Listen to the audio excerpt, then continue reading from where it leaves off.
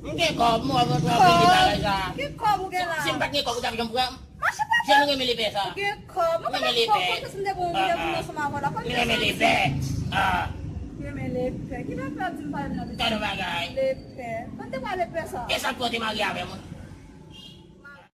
Yo soy la son nou konti kabla soy la. Chou mba konti. Soy la bon chou. Man nou kambe nou.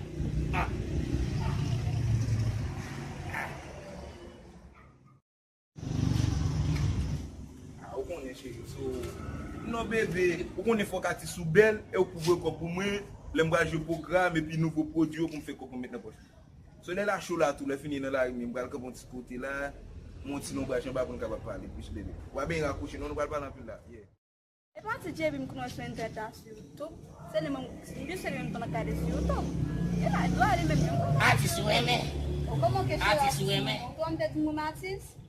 Gaba ou ten te mersi. Det moun artist. Pa konen chéri. Michel ou ben an pil, mwen mou ba. Merci. E so konti jom da. Sa di la. Pas pour moi, si tu fais bon, et moi, t'es toujours. Est-ce que vous comprenez? T'es toujours investi. Bah, vous battez, vous battez. Samuel la. Oh, quand on t'est. Pas moi, je me mets oh, Aba dis pas comme je suis en Haïti. Mais je parle à madame dans le pays étranger, moi, j'ai accouché. Pas moi, quand on me prend à créer,